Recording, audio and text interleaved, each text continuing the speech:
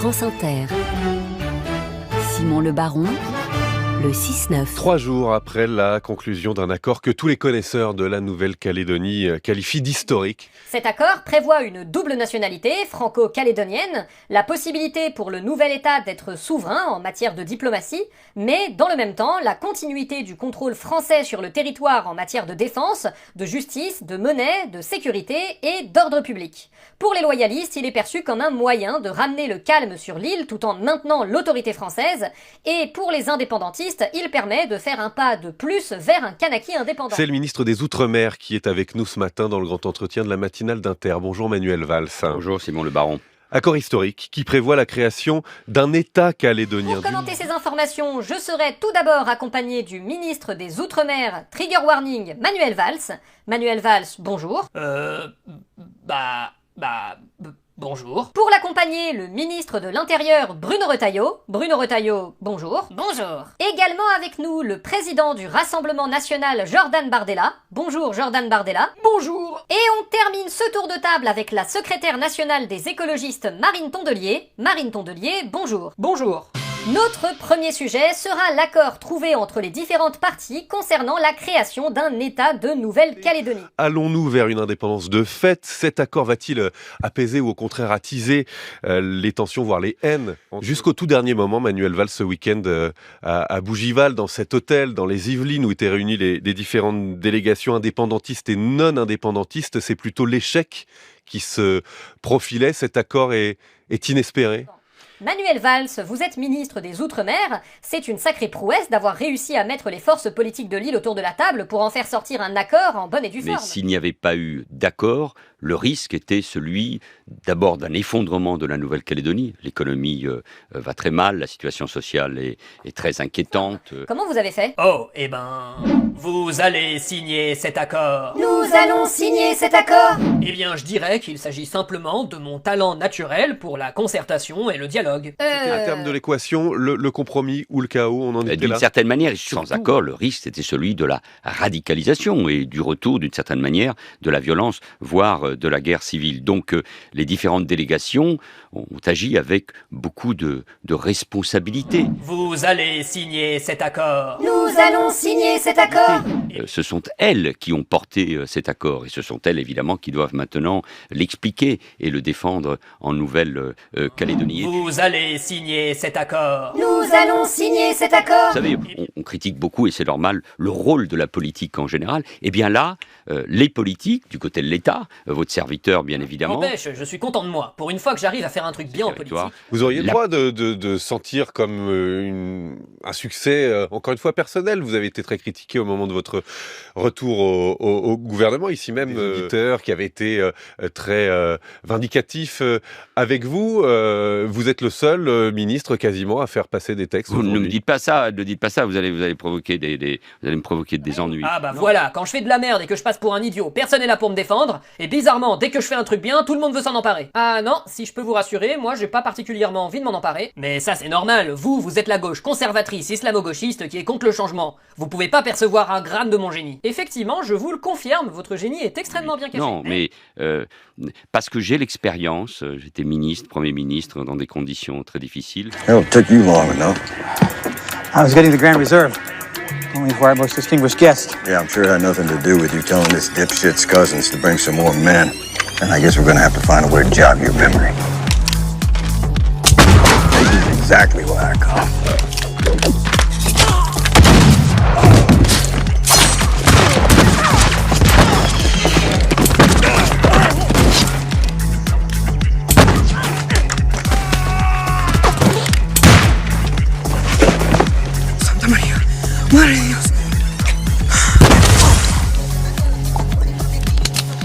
Parce que j'ai ce ministère, encore une fois, de mission où il y a beaucoup d'attentes.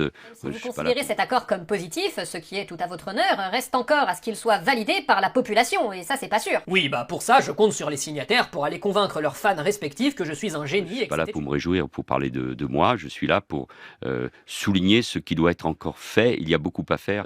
Les étapes franchies, le succès, en effet, de cet accord. Eh oh non, ça fait des mois que je me fais chier pour qu'on m'entende pas trop dans les médias et que je sorte un super accord pour avoir un grand accomplissement politique et redorer mon blason, tu gâches pas tout, s'il te plaît. Avec tout le respect que je te dois pas, je fais ce que je veux et je te merde, monsieur le ministre des bouts de cailloux. Des outre-mer. Oui, donc des bouts de cailloux. Oh, je t'emmerde. C'est tout le temps comme ça au gouvernement? En ce moment, tout le temps. Chacun fait un peu ce qu'il veut dans son coin en fonction de son agenda. Cet accord, Ouais. mais encore une fois, qui reste fragile sur le terrain, m'invite à la modestie, à l'humilité. Et au pire, même s'ils sont pas d'accord, on reste compétent en matière de sécurité et d'ordre public. Ça veut dire qu'on peut aller leur péter la gueule. Surtout aux Kanaks. Tout ça, c'est pour leur bien, je rappelle. Écoutez, on m'a décrit une scène, par exemple, que les femmes ont décrit. Ils avaient pris des Kanaks qu'ils avaient attachés sur les devants des jeeps et ils se promenaient avec une balle, avec un flingue sur la tête du mec et ils passaient dans tout le village pour montrer aux femmes, aux enfants et à tout le monde ce qu'ils étaient capables de faire. Les tortures ont été systématiques pendant... Mais c'est simple, vous mettez des militaires dont le métier est de faire la guerre, et vous leur dites, vous avez des sauvages qui ont des têtes de sauvages, qui se comportent des sauvages comme des sauvages, qui sont des terroristes patentés, qui ont été entraînés en Libye, qui ont assassiné vos amis, qui les ont découpés à la machette, qui ont violé leurs femmes. Vous mettez ces gens-là dans une cocotte minute, sur une petite île où il n'y a aucun contrôle, aucun civil, aucun journaliste, et vous allez me dire que ces gens-là se sont forcément bien comportés? Non, ils ne se sont pas bien comportés. Quand on se souvient du niveau de violence, malgré tout, que vous évoquiez l'année dernière, il y a un an, les émeutes qui ont fait 14 morts, est-ce que cet accord peut suffire à apaiser cela? Sans accord, il n'y avait ni redressement économique, ni paix civile. Avec l'accord, ces risques que vous venez d'évoquer ne sont pas éteints. Il y a des vols à main armée parce que les gens ont faim, surtout dans le grand Nouméa. Il y a toujours des risques de basculement. Il y a, depuis la signature de l'accord, des menaces directes qui pèsent sur les différents dirigeants calédoniens, qu'ils soient indépendantistes ou non indépendantistes. Marine Tondelier, que pensez-vous de cet accord et de la situation en Kanaki, Nouvelle-Calédonie? Moi, je reste mesuré parce qu'on connaît pas encore bien les implications de cet accord sur le long terme. Les parties elles-mêmes ont l'air divisées sur la question, donc je sais pas si ce sera le cas. Ou devrais-je dire, le Kanak? Haha. Jordan Bardella, et vous? Cet accord, c'est une bouffonnerie. La Nouvelle-Calédonie, c'est la France. Le gouvernement a cédé à la pression des terroristes qui habitaient ici avant nous. Et vous comptez y faire quoi? Foutre la merde! Si on met suffisamment la pression sur les Kanaks pour qu'ils refassent une révolte, on peut tout faire capoter par exemple. Après, moi je dis ça, c'est pas moi le ministre de l'Intérieur, hein. Comment ça? Bruno Retailleau, c'est votre idée aussi? Non. Nous allons agir, évidemment, pour prévenir cela, à la fois à travers le rôle de la police et de la gendarmerie sous l'autorité du haut-commissaire sur place, mais aussi à travers la justice, parce que pas avoir des menaces de mort sur les réseaux sociaux à l'égard des dirigeants indépendantistes ou non indépendantistes. Tout commence maintenant, il s'agit de convaincre et que les Calédoniens seront consultés sur cet accord. Je pense qu'on est dans un moment crucial dans l'histoire de notre pays. Il faut savoir faire la part des choses et avoir le sens des priorités. On est des citoyens avant tout et je pense qu'on ne doit pas être déconnecté du monde qui nous entoure et encore moins quand ça concerne notre pays. Voilà. On sait qu'on est dans un moment très important de l'histoire de notre pays, une situation inédite. Donc c'est pour ça que j'ai vraiment envie de m'adresser surtout à la jeune génération. Je pense qu'on est une génération qui peut faire la différence. Le pays, on a besoin de s'identifier à ce pays.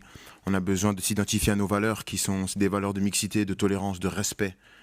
Et ça, c'est indéniable. Je sais qu'il y a pas mal de jeunes qui se disent oui, mais une voix va rien changer. Au contraire, chaque voix compte. Tout de même, grâce au dialogue, à la discussion, vous le rappelez il y a un instant, oui, il y a un État de la Nouvelle-Calédonie, nationalité calédonienne. Oui, il y aura une ouverture maîtrisée du corps électoral, parce que c'était injuste que beaucoup de gens ne puissent pas voter. C'était plutôt là une revendication très claire des non-indépendantistes. Oui, mais c'était symboliquement très important, parce que c'était au cœur, en tout cas c'était le prétexte ou les arguments qui avaient été utilisés au moment où les violences avaient éclaté le 13 mai, mais chacun savait qu'il fallait évoluer dans ce sens, parce qu'il y avait des milliers de personnes qui ne pouvaient pas voter, donc il n'y a que justice, et puis chacun avait dit aussi qu'il y aurait un dégel du corps électoral, une ouverture du corps électoral, s'il y avait un accord global. Et justement, il y a des compromis comme il y a un des deux accord côtés. global, ça fait partie en effet des compromis. Qui dit compromis dit toujours ambiguïté. Est-ce qu'on peut vraiment durablement en Nouvelle-Calédonie, concilier l'appartenance à la France, toujours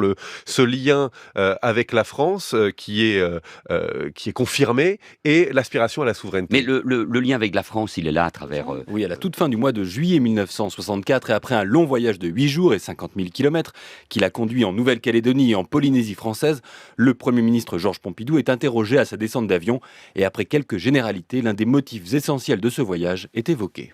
Votre voyage avait aussi un autre but, un but également très important, la visite du centre d'expérience du Pacifique, le fameux atoll de Moruroa. Oui, alors là, nous avions deux objectifs. Le premier, c'était de voir ce centre, en quelque sorte, en fonction du milieu. Je veux dire par là, pour les conséquences qu'il peut avoir sur la vie, et notamment la vie économique et sociale du territoire. À l'heure actuelle, tout marche de façon très convenable et assure, je le répète, une très nette expansion et une hausse du niveau de vie à Tahiti. Dans la bouche de Georges Pompidou, on l'a entendu, le milieu n'est qu'économique et social. Les retombées seront en argent sonnant et trébuchant et non radioactives. Le choix de Mururoa, et non Muroroa, mais aussi de Fangatofa s'était imposé après le départ de la France d'Algérie. Les premiers essais nucléaires français avaient en effet été réalisés dans le Sahara algérien, précisément à Regan et Ineker, où la France avait négocié de pouvoir rester tout de même jusqu'en 1967. Ainsi, entre 1964 et 1966, des travaux gigantesques ont lieu dans les atolls du Pacifique afin de les doter des infrastructures nécessaires aux essais. Et donc le premier essai à Mururoa, c'était le 2 juillet 1966. Oui, et pour le célébrer, le général de Gaulle est à Tahiti, tout de même à bonne distance du tir, 12 000 km plus loin et 2 mois et demi plus tard. Vous avez parlé du centre d'expérimentation du Pacifique. Et oui, il est vrai que la Polynésie a bien voulu être le siège de cette grande organisation destinée à donner à la puissance française le caractère de la dissuasion qui doit à tous, dans un monde dangereux, nous assurer la paix. Les propos du général de Gaulle sont clairs, ces essais sont nécessaires à la paix dans le monde et surtout la Polynésie et les Polynésiens ont donné leur accord à ces essais. 50 ans plus tard, les Polynésiens s'apprêtent à demander des comptes plutôt légitimes au président actuel de la République. La langue... Est-ce qu'on peut concilier les deux? L'aspiration à la souveraineté, l'appartenance à la France? Il n'y a pas d'autre choix. Si on n'arrive pas à les concilier, il peut y avoir des ambiguïtés, des questionnements, bien évidemment. Alors justement, vous parlez des quartiers, des ghettos. Il y a une vidéo qui fait polémique. C'est Direct 8, la chaîne Direct 8 qui l'a diffusée. Vous étiez à Évry, dans l'un des quartiers d'Évry où se déroulait une brocante. Et en clair, vous avez dit en substance, il n'y a pas assez de blancs. On regarde cette vidéo et puis vous réagirez. Parfois non. Comment ça va? Ça va bien? Ouais. Belle image de la ville d'Évry. Vous me mettez quelques blancs? Non, quelques blancs, quelques white, quelques blancos.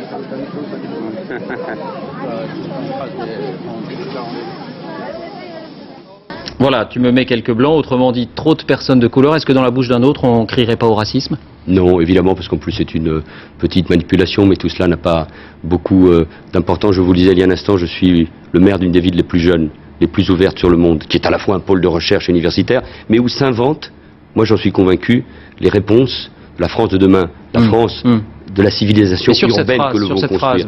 Mais moi je l'assume totalement. Je veux lutter contre le ghetto. C'est quoi le ghetto? Qu'on met les gens les plus pauvres, souvent issus de l'immigration, pas seulement dans les mêmes villes, dans les mêmes quartiers, dans les mêmes cages d'escalier, dans les mêmes écoles. On peut parler de blanc et de noir, avec des commerces, avec tout le monde en parle ainsi, ce langage. Arrêtons la langue de bois. Arrêtons le politiquement correct, assumons la réalité. Les Français ne supportent pas que les politiques qui voient cette réalité quand ils sont élus sur le terrain soient pas capables de traduire les choses quand ils sont aux responsabilités nationales, quand ils veulent demain assumer les responsabilités. Donc je l'assume parce que je suis républicain et que je lutte contre tous les communautarismes. Vous savez, David Pujadas, ça arrange beaucoup de gens qu'il y ait des ghettos et qu'on en parle de l'extérieur. Moi, je veux les casser. C'est ça l'émancipation de ces quartiers qui méritent de représenter demain l'avenir de ce pays. Est-ce que dans votre façon de faire, vous n'avez pas pris Nicolas Sarkozy comme modèle? Briser les tabous, créer du clivage? Non, mon modèle peut-être aujourd'hui, et ça ne vous étonnera pas, c'est peut-être Barack Obama, parce que je crois que l'essentiel dans notre société, c'est de réconcilier les Français entre eux et pas de les opposer comme le fait le président de la République. Merci Manuel Valls d'avoir répondu à nos questions. Vous dites, moi qui vis à Marseille et qui suis très content de vivre à Marseille, je m'aperçois qu'il y a de moins en moins de Français quand je marche entre eux, chez moi. Non, de gens qui parlent français, attention. D'accord. Alors, laissez-moi terminer. Ouais. Moi qui n'ai pas lu votre bouquin, j'ai noté aussi qu'à un moment, vous dites, à propos du général de Gaulle et de ses positions pendant la guerre d'Algérie, vous dites... Finalement, il avait peut-être tort. Et aujourd'hui, où en est-on? Il y a peut-être trop d'Algériens en France. C'est pas le grand remplacement, mais enfin, quand même, il faudrait... Alors, où vous en êtes, vous, idéologiquement? Alors, pour les citations, alors, la citation est simple, c'est parler français. J'habite Marseille, capitale française du cosmopolitisme, ville-monde où je suis heureux, où je me sens chez moi. Mais souvent, quand je me rends à pied à la gare Saint-Charles en passant par la Canebière, j'ai le cœur serré parce que pendant le trajet, je n'ai entendu personne ou presque parler français. Que va-t-il arriver à notre langue? Voilà, c'est tout. J'ai tout cité. Je parle du français. C'est bizarre de dire ça. Mais je dis pas que pourquoi c'est bizarre. J'aimerais qu'il parle un peu plus français, mais c'est pas plus grave que ça. Mais ça veut dire quoi? Je vis à Marseille, je suis heureux à Marseille. Mais enfin, faut arrêter. Mais j'ai le droit d'écrire, j'ai le droit de poser des questions. Je suis heureux à Marseille. Et d'ailleurs, Monsieur Zemmour, quand il me voit à la télé, quand on est dans des débats, à chaque fois, il dit que je suis cosmopolite. Donc, je veux dire, voilà, je suis différent. Simplement, et je suis heureux à Marseille. Vous êtes blanc, quoi. Bah oui, mais fier de l'être. Mais je suis pas gêné. Je suis pas gêné de vivre à Marseille. Il n'y a pas assez de blancs autour de vous. Mais, je crains qu'il n'y ait pas assez de blancs. Enfin, ça veut dire quoi? Mais on n'y arrive pas.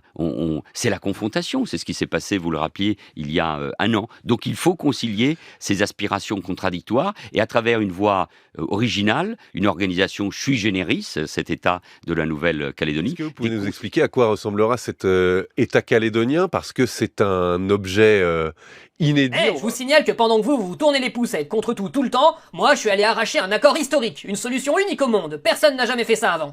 Créer un État pseudo-souverain avec un autre État qui est compétent en matière de pratiquement tout, c'est plutôt un protectorat. C'est un protectorat au final, comme au Maroc pendant la colonisation par exemple. Non. On va dire que c'est déjà ça. Certains constitutionnalistes disent que ça ressemble au protectorat.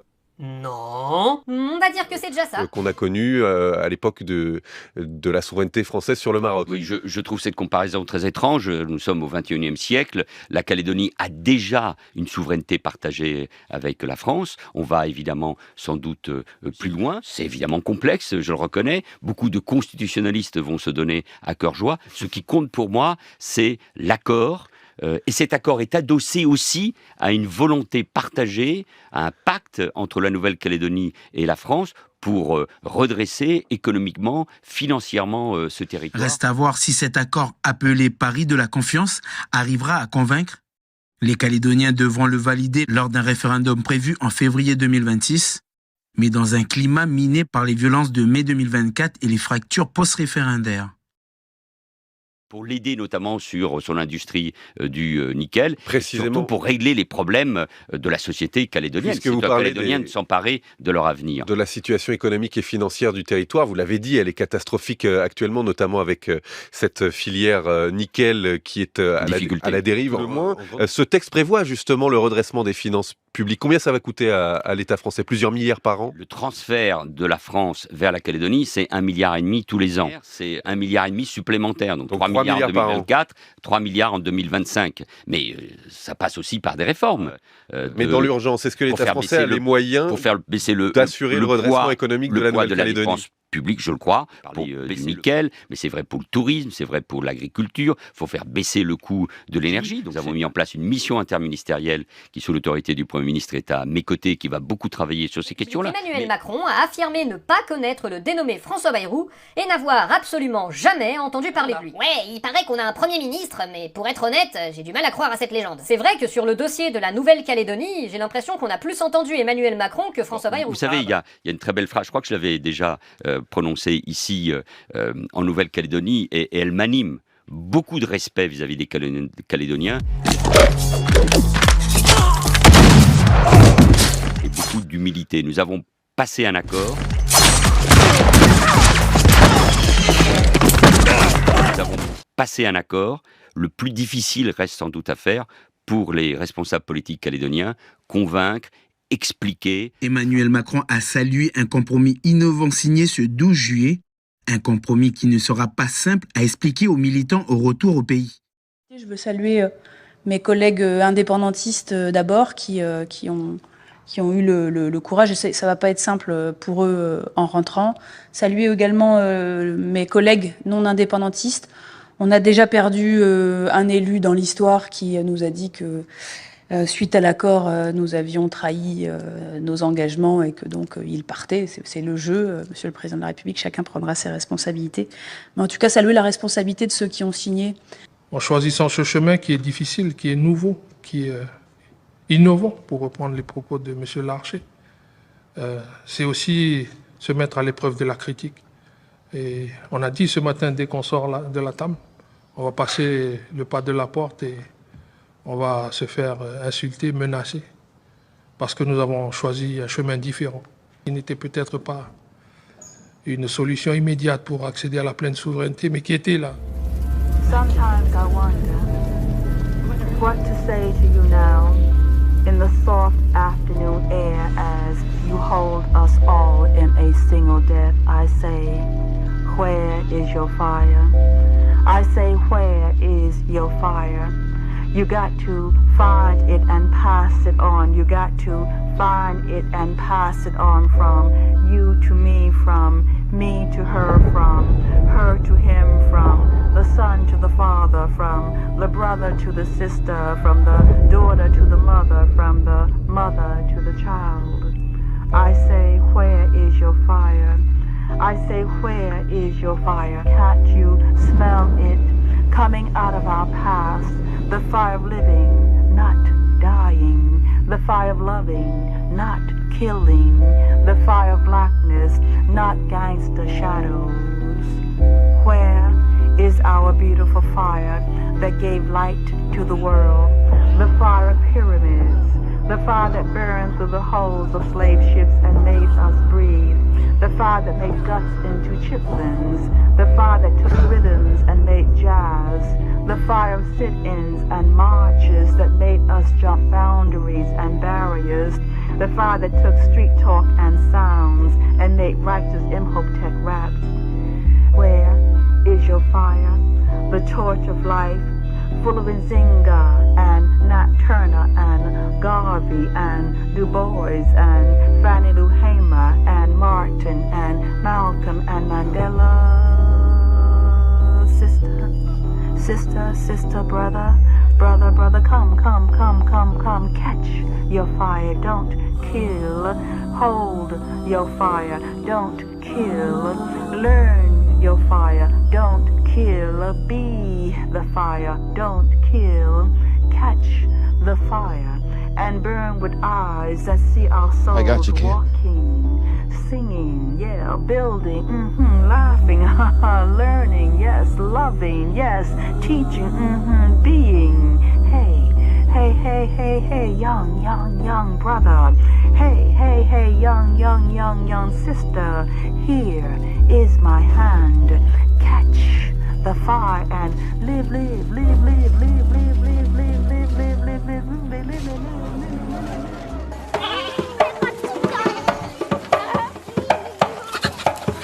Regardez-moi tous ces gens. Si c'est rebelle contre Bamba, c'est que Bamba l'air à tout prix.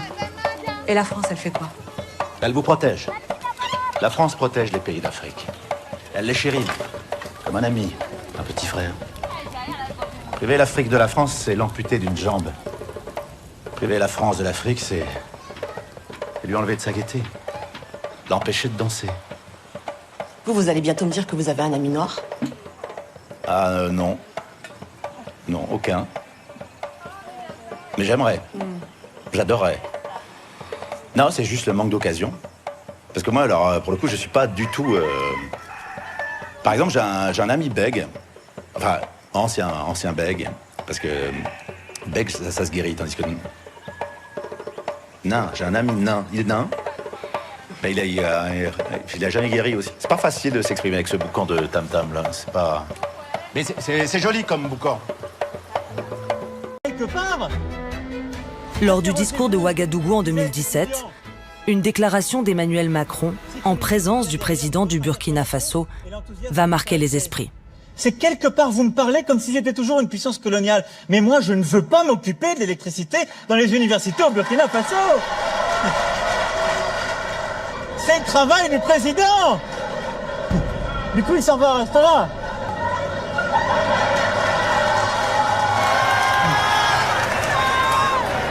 Du coup, il est parti réparer la climatisation.